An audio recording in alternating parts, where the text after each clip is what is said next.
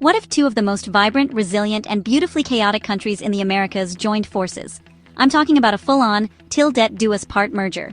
Imagine a country where Mayan pyramids are a short drive from Caribbean beaches, where Guatemalan markets blend with Port-au-Prince street festivals. We're about to explore what this new super country, let's call it Guati, would look like, from its food and parties to its wild politics. Buckle up, because things are about to get spicy, loud, and hilarious. Here are 5 wild predictions for this incredible new nation. Let's get into it. Let's start with the most important thing, food. It's the heart of every culture, the centerpiece of every gathering, and the one thing that can bring even the most different people together. Imagine a world where Guatemalan and Haitian kitchens collide, creating a culinary adventure that's as wild as it is delicious. Picture spicy Haitian griot wrapped in a Guatemalan tamal. Your taste buds would need a passport and a fire extinguisher. The flavors would be so bold, so unexpected, you'd wonder if you were eating dinner or embarking on a global expedition. Every bite would be a surprise, a little bit of heat, a little bit of comfort, and a whole lot of wow. The national dish? Maybe a pipi and jumu hybrid so good it could solve the national debt. Imagine a stew so rich and hearty, politicians would stop arguing just to get a second helping. It would be the kind of meal that brings families together, sparks debates over the dinner table, and leaves everyone asking for the recipe. Breakfast? Mangu with Guatemalan frijoles and queso seco, a carb load of champions. Mornings would start with a plate piled high, fueling you for anything the day throws your way. Whether you're heading to work or just trying to survive the spice, this breakfast would have your back. Street food would be legendary, chucos next to frite, hot dogs with guacamole and okra, all on one plate. The streets would be alive with sizzling grills, laughter, and the irresistible smell of fusion food. Midnight cravings? You'd never run out of options, and every snack would be a new adventure. Coffee? Guati would be a global powerhouse. One cup could power a city. The aroma alone would wake up the neighborhood, and every sip would be a jolt of pure energy. Coffee breaks would turn into coffee festivals, with everyone comparing their favorite blends and brewing secrets. Sauces? Pickles meets Cobanero chili, condiment showdown.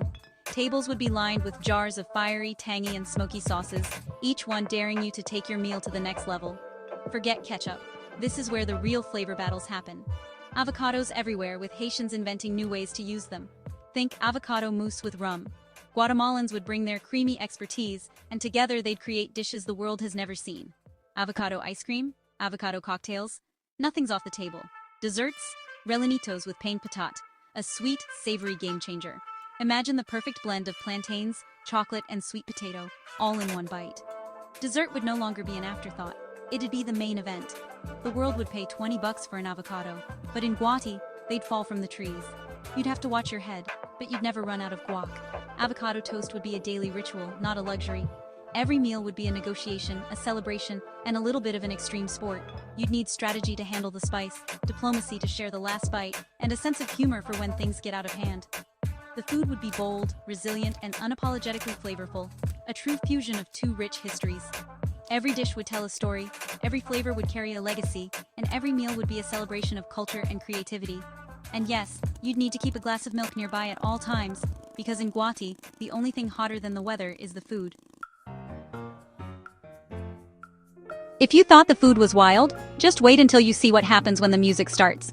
Because in Guati, the party never stops at the dinner table. Actually, everywhere is a dance floor in Guati. Sidewalks, markets, bus stops. If there's space to stand, there's space to dance. The rhythm is contagious, and nobody is immune. Salsa, punta, compa, rara. Spontaneous dance battles would erupt on every corner, with strangers challenging each other to friendly showdowns. The air would buzz with energy, and every block would have its own signature move. Even your grandma would be twerking at the bus stop, and nobody would blink. In fact, she'd probably win the crowd over with her moves and teach the kids a thing or two. The national dance? Salcom punta, a wild fusion requiring salsa hips, punta legs, and compa swagger. It's a dance that's as unpredictable as it is electrifying, and everyone's got their own twist. Dance schools would outnumber universities, and your dating profile would be your best dance move. Forget swiping left or right. Here, you swipe to the beat. Music festivals would blend rara bands with marimba ensembles, creating hypnotic, ancient yet new rhythms that echo through the streets and keep everyone moving until sunrise. Political debates? Forget speeches. Here, they're settled by dance-offs. Whoever has the best moves wins the crowd, and maybe even the election. The Salcom Punta would go global, with everyone from Tokyo to Toronto trying, and hilariously failing, to keep up with Guati's signature style. Social media would explode with dance challenges and epic fails. Guati's biggest export? Pure, unfiltered joy in the form of movement. The world would crave a taste of this happiness, and Guati would deliver, one beat at a time. Dance would be the language of celebration, connection, and even argument. Disagreements? They'd be settled with a dance-off, and hugs would always follow.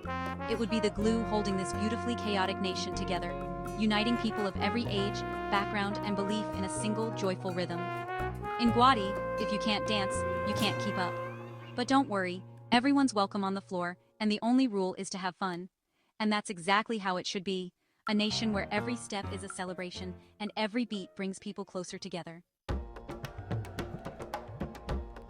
Imagine combining two nations absolutely obsessed with festivals, music, and vibrant traditions.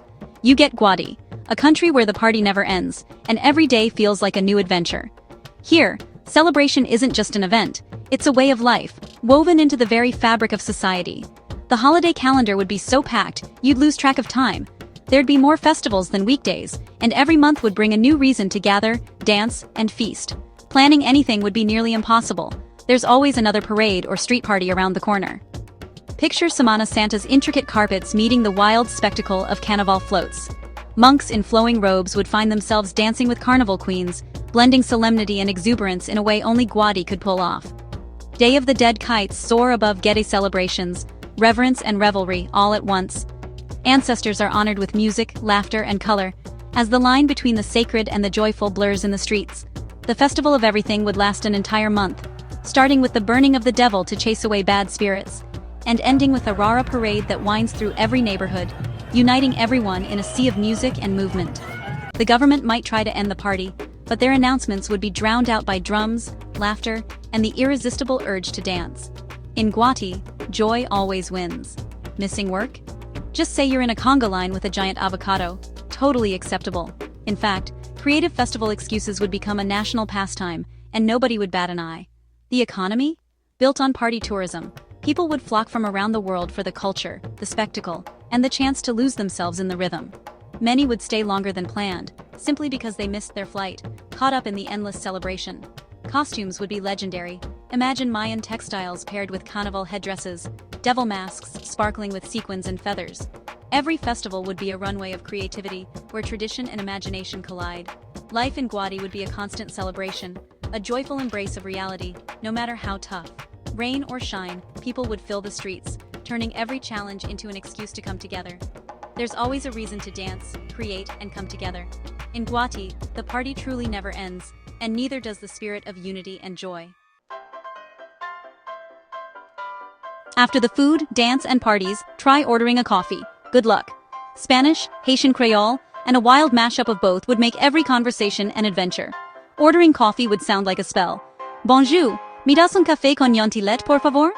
Parliament would debate the official language, but the youth would invent Guatillol, a cool, efficient hybrid. Google Translate would just shrug. Proverbs would merge. Deyamon, ponle una buena cara. Behind the mountains, put on a good face. Foreigners would give up and just point, smile, and nod. Names would blend. Jean Carlos, Marie Jimena, a story in every name. Literature would explode with code switching, magical realism, and political fire. The language would be messy, creative, and alive, a symbol of Guati's identity. It would be the sound of two cultures creating something new, one mixed-up sentence at a time. In Guati, language is a party too.